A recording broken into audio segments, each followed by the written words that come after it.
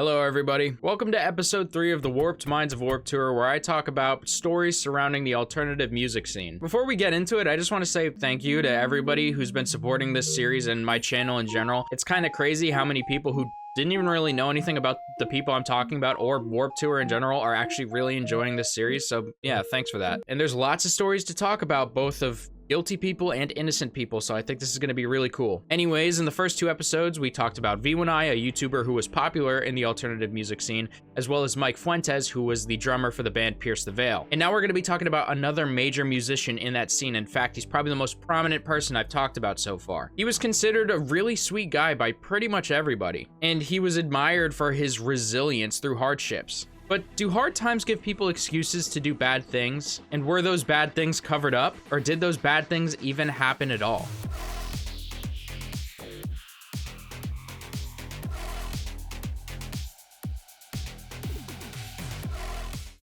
Stop right there. Look at you.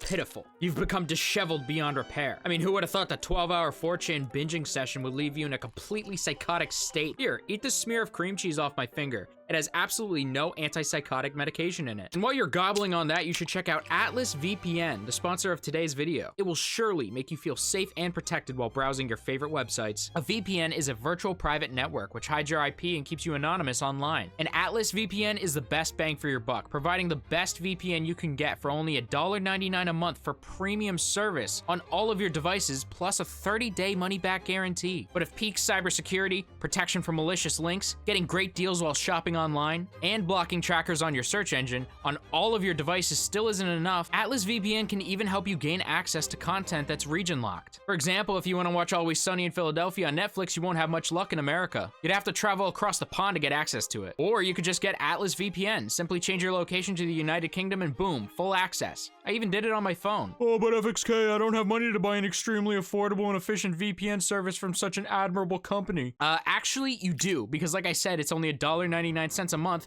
for a 3-year deal with my code linked in the description. You cannot get a deal like this anywhere other than Atlas Premium. And your money-back guarantee is good for 30 days. But you better hurry, it's a limited time offer. No more malware when browsing the forums. Perfect for a 6-hour debate about the moon landing. Thank you, Atlas VPN, for sponsoring this video. Thank you again to Atlas VPN for sponsoring this video. You can check out the link in the description or the pinned comment for more information.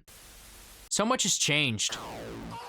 You know, I wasn't always the niche internet micro-celebrity you subscribed to a few weeks ago. I was a loser. I remember spiking my hair up, looking in the mirror, and unironically thinking, girls will like me if I'm confident. Nope, they won't. You suck. You are a horrible person to be around, you fucking virgin. But there were upsides to being a teenager in the early 2010s. And being around for that crabcore era of metalcore was certainly one of them. The chugs, the misogyny, the fucking crab. And around this time, there was tons of cute boys that the teenage girls loved to write fanfics about. Ollie Sykes, Kellen Quinn, Andy Six and his steamy, creamy, decadent logs of shit. And who could forget about Austin Carlile, who's best known for being the lead vocalist of the band Of Mice and Men. Austin was born in Columbus, Ohio in 1987. Austin was no stranger to struggle within his life. He had multiple surgeries due to his Marfan syndrome before he even turned 18. Austin would also experience the death of his mother when he was still in his teens. She also had Marfan syndrome and unfortunately passed away from an aneurysm. Austin, who was born Catholic, would actually reject his faith after his mother's death, and he would turn to music as an escape. This is a bit confusing because I remember in all the interviews I ever saw of him, he was always talking about God and Jesus, but I guess he would have struggles with his faith up until about 2016 when he was baptized as a Christian. Austin, while he is most well known for his stint with Of Mice and Men, actually first found success in Attack Attack, another popular band from the early 2010s metalcore era. Attack Attack is known as one of those bands who really broke the mold for that era of metalcore, with the techno breakdowns and the fucking prancing that became like the industry standard for a solid 4 years. And of course, crabcore, a style of headbanging that it makes you look like a crab, I guess. But Austin didn't really contribute much to Attack Attack. He was the lead vocalist for their debut album, Someday Came Suddenly, but he didn't even play Warped Tour with them. He was actually kicked out of the band in the middle of a tour. Initially, Austin had claimed that he left for personal reasons. But in 2010, rumors began to spread that Austin was actually returning to Attack Attack. You see, Austin had to leave his new band Of Mice and Men because he was having complications with his heart, and he had to get surgery and wasn't going to be able to tour. But people didn't know this and assumed that he left the band so he could rejoin Attack Attack. But Attack Attack was quick to shut down the rumors, but also make allegations towards Austin. Boys and girls, we are here to address the new rumor that Austin is back in Attack Attack. I would first like to point out that it would be the coldest day in hell for him to be back in our band. We left Ohio with Austin in the band to go on our first tour ever, the Rise Records tour. 3 weeks later, we left him in a dark parking lot in Salt Lake City, Utah. He sat there and cried like a little girl while we drove away from him. Austin would repeatedly claim that we were a quote-unquote Christian band on stage while being completely drunk and continuing to drink on stage. He abused his prescription medications, drank heavily, and slept with anything that crossed his path. He is an egotistical maniac and an arrogant jerk. We gave him everything. We gave him a family, our homes, our money, our love, and all he did in return was throw it all back in our faces. He personally went out of his way to ruin Caleb's life on tour because Caleb tried to tell Austin that what he was doing was messed up. I can sit here all day and name off underage girls that he slept with, people he screwed over, stolen from, lied to, and used for his own selfish purposes. Austin made our band. Austin almost destroyed our band. The only reason we are where we're at right now is because all of us had the drive to push through all that horse shit and do something with our lives. I can speak for everyone in the band when I say that all of the rest of the dudes in Of Mice and Men are some of the greatest people we have ever met. We love each and every single one of them. We also love all of our loyal fans that have stuck with us through all of the drama and all of the shit, because you all know that there has to be a good reason for Austin's quote-unquote departure. I can't describe how stoked we are that this can finally come to light. Austin, I know you're reading this. No respect. However, they would end up deleting this post and uploading a new one, but they didn't back down from the allegations. Hello, boys and girls. This is the deal behind the blog and why it's been taken down. It's not being taken down because we're sorry, because anyone asked, or because it's not the truth. It is the truth, and all of our fans deserve to know what happened. For those of you who asked why this didn't come out when it happened, the answer is very, very simple. We didn't want to drag down Of Mice and Men with Austin. We absolutely love all the rest of those guys, and we wouldn't ever want them to be affected more by him. The blog went up because ever since October of 2008, people have been asking us nonstop, what happened to Austin? Now you all know. Again, we want to stress that we are not taking back anything we've said, and we will always stand behind the truth. From this moment on, the Austin thing is dead. We will never mention him by name again on the internet. This whole situation can finally be buried after almost 2 years of conflict. It's over. So there's a lot to address here. Number one, Attack Attack speculates that Austin was kicked out for similar behavior that they experienced, but that's not true. He wasn't kicked out. He left of his own accord due to his heart condition. Another thing, the elephant in the room, is that they allege that Austin was having sex with fans that he really shouldn't have been going near. Not to mention allegations that he was very emotionally abusive, verbally abusive, and a constant nuisance with drugs and alcohol. The thing is, with the predatory stuff that they talk about, I don't see why Attack Attack would have to make that up. The allegations of being a drug abuser, being drunk on stage, being verbally abusive to Caleb, I mean, stealing, like, these are all really good reasons to just kick someone out of a band. You don't need to fabricate allegations of a sexual nature to make it make sense. It already makes sense. Especially when you consider that these allegations don't really make Attack Attack look all that good. And it's really hard to imagine why they would lie about this, especially when Austin is in the past. So it seems pretty damning in my eyes, but at the same time, it is just an allegation, and it would be really stupid to just take what they say as fact without any nuance or additional context. It's just my subjective opinion that this sounds pretty yikesy. And like I said, I can't imagine a good reason for Attack Attack to just make this stuff up. But ultimately, not much would really come of this, and Austin would eventually rejoin Of Mice and Men, and they would play at Warped Tour 4 times in 2010, 2011, 2012, and 2014. I don't think Austin was there for 2010, but he was definitely there for the others. I'm also just going to bring up this one point super quick because I know people probably will mention it, and I just want to cover all my bases. And I also don't know how many people actually know about this story or the context of it. In 2013, Austin Carlile was actually arrested for felonious assault. Essentially what happened is there was a fan of Mice and Men named Caitlin who unfortunately passed away from cancer, and apparently somebody within the earshot of Austin Carlile made a joke at her expense, and so Austin, as well as the drum tech for the band, for lack of a better term, beat the shit out of that guy, and he was arrested. Now, I'm personally of the belief that you probably shouldn't, like, physically assault people just because they say things that are gross or hurt your feelings. But I also just don't really care. Like, I don't think this is a knock on Austin's character. I'm sure that if I really wanted to be like an armchair psychologist, I could say something about how this demonstrates how Austin handles his emotions or something like that, but it just seems like a reach, and I'm not interested in that. Overall, Austin's charge of felonious assault would actually be downgraded to a misdemeanor, and he was found guilty, and he had to pay a small fine of like $200. Other than that, not much would really happen. During Austin's time with Of Mice and Men, he would contribute to 4 albums. Their self-titled album, as well as The Flood, Restoring Force, and Cold World. Towards the end of 2016, after Cold World was released, the band would have to pull out in the middle of a tour because Austin needed to receive medical treatment, and his health was declining. And on December 30th of 2016, Austin would announce his departure from Of Mice and Men. In the statement he released, he said that he wanted to focus on his health and that he was feeling limited creatively. Overall, it was a legendary career. I mean, Austin was considered to be a really nice guy, and even to this day is considered to be one of the most legendary fry screamers. The allegations made by Attack Attack weren't really talked about that much, and the worst thing that he had really done was beat up a dude for making fun of a girl who died from cancer, which unsurprisingly, it actually made Austin seem like a really sweet and empathetic guy. Austin would eventually move to Costa Rica with his wife, and he'd start a family. And he's done,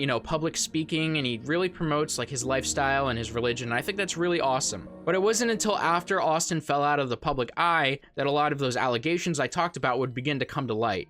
Because on June 8th, 2020, Jonathan Stifler would post a thread on his Twitter account with allegations not just towards Austin, but to the Alternative Press, a popular news source in the alternative music scene. A few years back, realizing the extent of the damage done, I organized a group of women, many who had been raped or assaulted by Austin Carlile over the years, to be interviewed by Alternative Press. I knew him personally. I worked in the scene, and I married one of his victims. These women sat and told Alt Press in gruesome detail their accounts of rape at his hands. There's so many victims. I sat in on a few of these conversations, and I know they were told about the assaults by the women themselves. Multiple women. I still have the messages between us all. After months of interviewing victims and putting together the story, right before it was going to run, Alt Press killed it because they were open to being sued by Austin and his lawyers. This was devastating. So many recounted their worst memories, and for what? Apparently, not only had Alt Press killed the story, but they had written an article about Austin in a positive light, but I can't find it personally. I'm now going to read the allegations from Jonathan's wife, Caitlin, who claims to be a former victim of Austin. Remember when over 15 girls shared their stories with you about this serial rapist? Because I do. I was one of them. The alternative community has followed you for years. I followed your stories so closely all through high school and watched my artist friends be featured by your magazine. To be contacted by you to share my story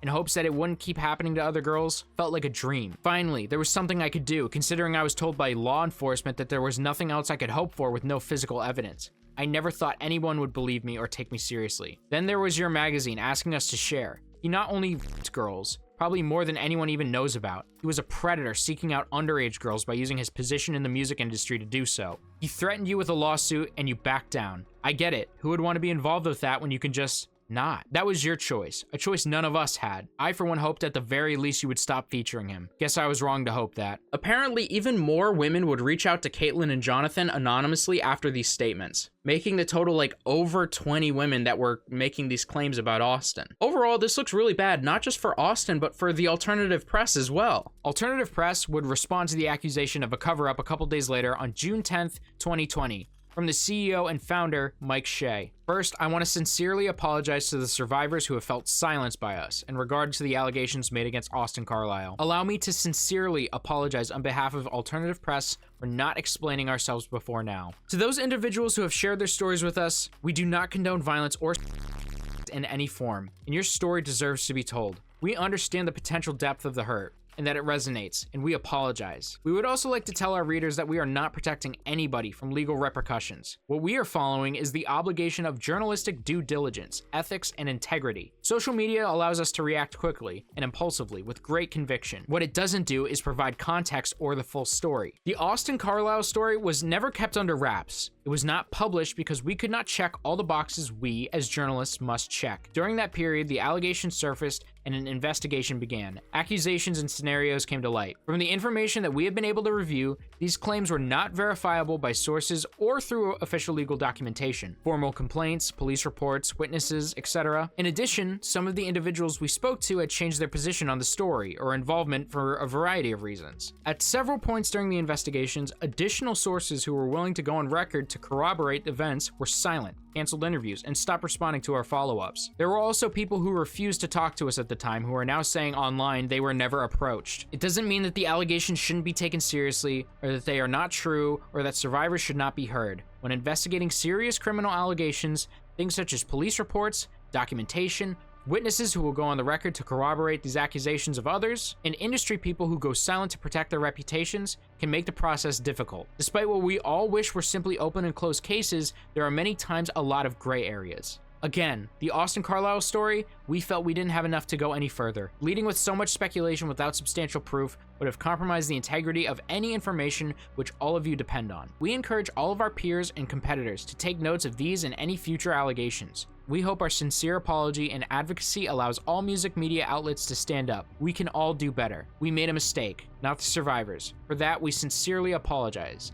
Please continue to advocate for change. Thank you for taking the time to read this. We hope to continue to learn and grow alongside all of you to build a safe and accepting music community. Mike Shea. So as you can tell, this is a super difficult one to navigate, and one of the main reasons I actually wanted to talk about this story. On one hand, you have Jonathan and Caitlin who are alleging that they spoke with alternative press, that multiple women did, and that the only reason alternative press didn't come out with it is because they were sent a cease and desist by Austin himself. But on the other hand, you have alternative press essentially saying that they didn't have enough evidence and there wasn't much to run with. And more specifically, that they didn't have as much cooperation as they would hope for. I find this weird because I definitely understand wanting to maintain journalistic integrity, but if you're running a story based on allegations and you're categorizing them as allegations, what is the problem? You're telling the story based on what there is to tell. The story itself is that allegations have come out. And aside from like those disgusting, dirty tabloids, I think it's pretty rare for publications to be talking about subjects like this and making definitive statements. They usually do what I try to do, which is say words like alleged and claimed, no matter what you're talking about. So I do think that's a little weird. Austin Carlile, of course, would also respond to these allegations on June 18th, 2020. In my younger years, I absolutely was not the best person, but I have never physically abused, preyed upon, forced myself upon, or drugged any woman. These accusations are false and defamatory. I am not a perfect person. I smoked marijuana daily, drank often, got into fights, and acted like a jerk more times than I can count. I did things and acted in ways that I am not proud of, but never have I violated anyone. These accusations being thrown around on social media in our current cancel culture climate are extremely heinous and completely without merit. My wife is a survivor, and I have personally seen the deep, long-standing pain that she battles with every day. I have spent years surrendering my flesh over to God, allowing Him to constantly improve who I am as a man, husband, and father. During this past week, I have even had the joy of seeing the heartbeat of my new child for the very first time. Today, I am focused on supporting my pregnant wife, our daughter, this new blessing in our lives, my health, my wife's health, and striving to be a better person every day. These accusations have been investigated by the appropriate authorities as well as independent journalists and were determined to be unfounded. All women deserve to feel safe, supported, and heard. But these unjust attacks upon my family and accusations against me are decades-old claims that are unfounded. I wanted to talk about this story because I don't want every episode to be the same, and I find this story interesting because it's shrouded in mystery. I can't give my opinion like I normally do. I mean, I obviously have thoughts and feelings that I want to share, but that circumstantial evidence that I feel like was present in the last two videos that I could like piece together and be like, okay, I kind of see it like this, it's not really there. From everything we know, Attack made accusations and women made accusations. It's also worth mentioning that Austin's statement, unlike Jason's or unlike Mike's, was very hardline. No, I didn't do this. This is defamatory. And obviously he could be lying, but I think it goes to say a lot